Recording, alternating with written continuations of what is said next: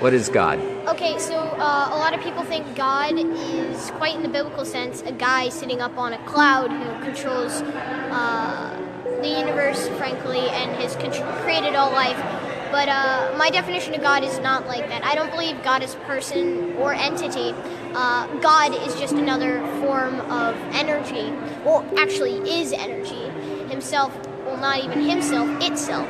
For the fact that you look at the Bible and other really, awesome but extremely vague and unreliable sources in religion that hold these sources that we find and facts that we find, or so-called facts that we find, and really a lot of people think it's just about faith.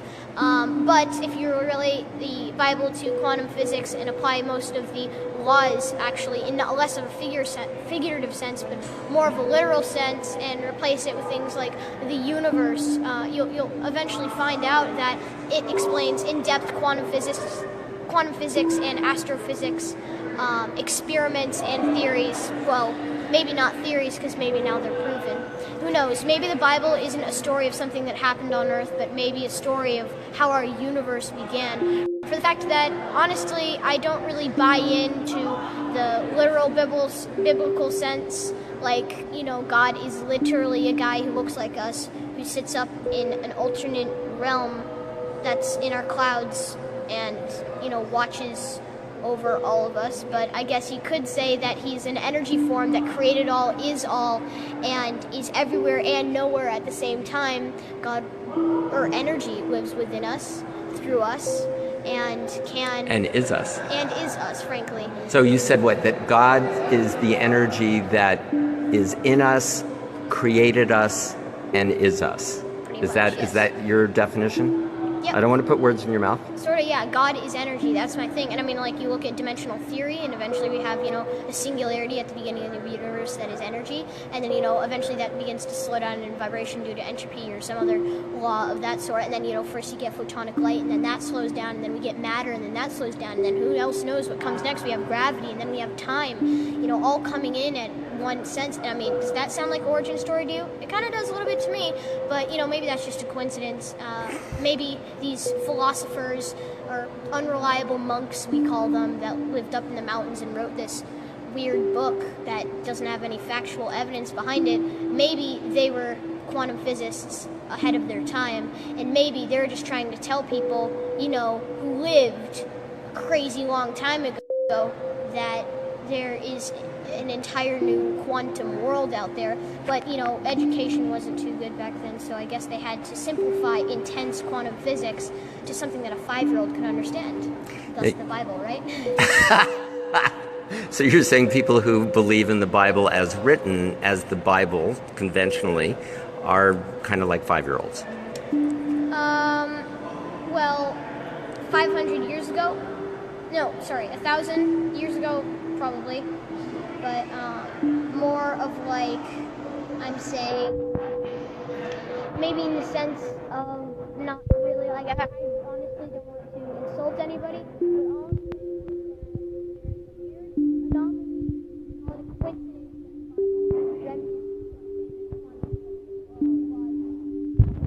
to real life. So, just saying that it's a coincidence. It's not fact. I'm not saying anything's anything. I have a very religious grandmother, so, I have to tell you, I let you kind of struggle with this because I realized the question was a little bit perhaps impolite to some people. And the way you handled that was a way that my political and business clients, if they did it as well as you, I'd be incredibly proud. So the bottom line is that we keep evolving, right? And the Bible was written and different ways to interpret it. Now, you said something about the Bible and using the letters going backwards in the Fibonacci theory. Can you explain that? Because that's amazing. In certain parts of the Bible, you can get literally, if you convert the letters to numbers... Speak a little louder if you can. The Fibonacci sequence, if you invert, of course. But in certain important parts of the book, you'll take certain parts out and you'll get numbers, which seem random, but they're actually frequencies of resonance that line up with what's called the Fibonacci spiral. And the Fibonacci spiral is kind of weird for the fact that it's called literally God's thumbprint, which is a little bit weird considering that we have spiral galaxies, spirals in our thumbs, spirals in our ears. Literally, almost every organism on the planet or object we have found has had some sort of reminiscence of Fibonacci in it. And I don't know, it's called God's trademark or God's thumbprint, but I don't know. It's just a coincidence, I guess. So if you're the reincarnation of anyone, who do you think it would be, or who would you like it to be? I honestly think that I'm Max Lawhan, and that's who I am. So I'm going to say Max Lawhan. But I'm very proud of and quite a big fan of Nikola Tesla. I mean, I'd like to be the reincarnation of him, but honestly, I think I'm just a student of his many teachings. That's amazing. What's the favorite thing that he has invented or theorized about for you?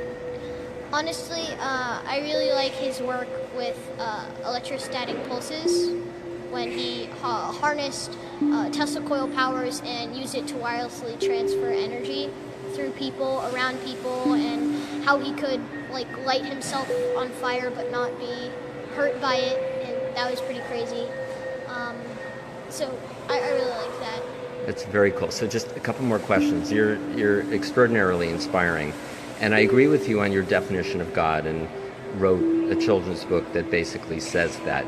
But you then, before when we were talking about infinity and different universes, and so we've kind of identified God. God is energy, right?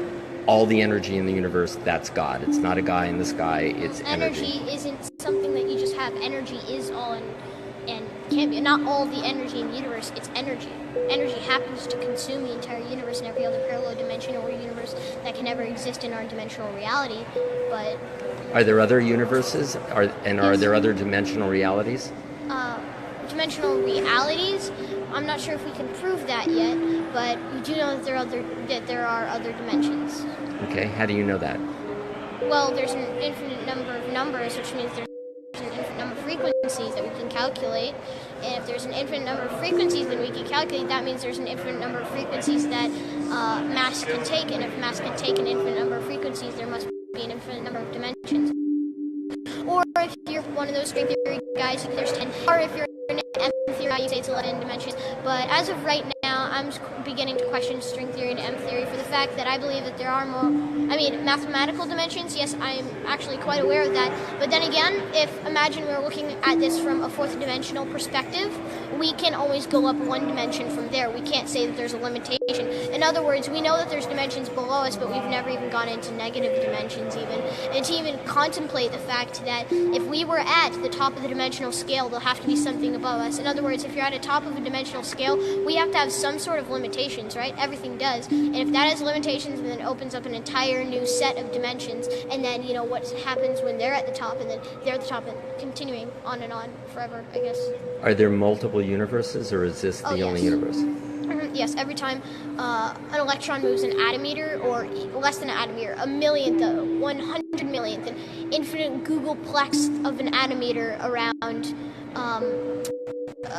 a nucleus. A nucleus, or maybe just floating around in the universe. Anytime anything moves any bit, you're shot into an infinite number of parallel universes in which can happen. And so we're somewhere infinite down the line right now from the original universe, constantly shifting closer and farther away from it. So, yes. Wow. Wow. So Brian Greene, the famous physicist who wrote The Elegant Universe, said that the universe, that what reality was infinite universes expanding infinitely. Do you agree with that? Yeah.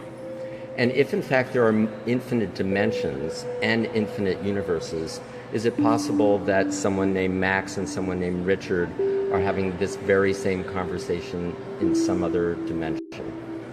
Probably. There's an alternate universe probably where we're having this conversation one millionth of a second after we started this conversation.